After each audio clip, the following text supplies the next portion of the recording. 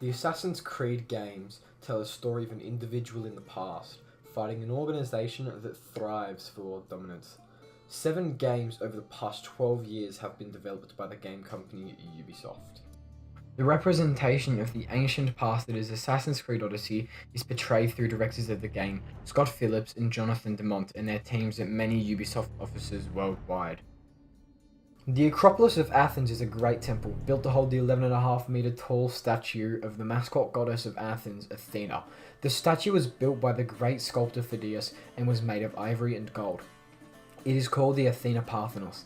The Athena Parthenos was destroyed many years ago, but there is a replica in the National Archaeological Museum of Athens called the Varvakeion Athena. The Acropolis of Athens has fallen into ruin due to its old age of 2,500 years. Phidias also sculpted one of the other great sculptures, the statue of Zeus. The statue of Zeus was said to be one of the 7 wonders of the ancient world. The statue of Zeus is also lost, but there are many replicas such as this one in the Heritage Museum in St. Petersburg. The ancient Minoans were a prosperous clan of tradespeople that was situated on the island of Crete in Greece.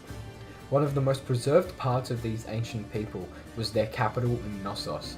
In Assassin's Creed Odyssey, Knossos is represented as an urban town with rising buildings, but the real Knossos is more like a small town. The Knossos Palace is said to have been the residence of the ancient Minoan king Minos. Leonidas I was the great warrior king of Sparta, the head state of the Peloponnesian League in Greece. He was the 17th member of the Aegead family, a family of leaders for Sparta that had claimed descent from the demigod Heracles. Leonidas died in 480 BC at the Battle of Thermopylae in the Persian War, but his army's loss is viewed as if it were a heroic sacrifice. This is because he spent much of his army away shortly after noticing the Persians had gotten behind his armies. There is a statue of Leonidas at the battle site of Thermopylae on a pedestal. On the pedestal, there is a plaque that reads "Molien labe." This phrase translates to "come and take them" in English. In Assassin's Creed Odyssey, there is no statue of Leonidas at the site of Thermopylae. Instead, there is a statue of a lion in its place. However, there is a statue of Leonidas in Sparta that closely resembles the one at Thermopylae.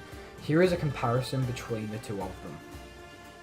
There is speculation that this location, excavated in 1892, may be the actual tomb of Leonidas, moved from Thermopylae to Sparta after the Battle of Thermopylae.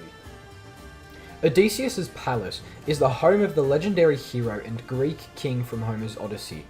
In the early 21st century, archaeologists identified a site on the island of Ithaca, next to the larger island of Kephallonia. This site is believed to date back to 1300, which is around the time of the Trojan War. It is still yet to be confirmed if this site truly is the home of Odysseus. The excavation of the site was stopped, but may be continued as the Greek government is in talks about refunding this site's excavation. Next to the Greek island Mykonos is the island Delos. Delos is said to be the birthplace of the Greek sun god Apollo and his sister Artemis.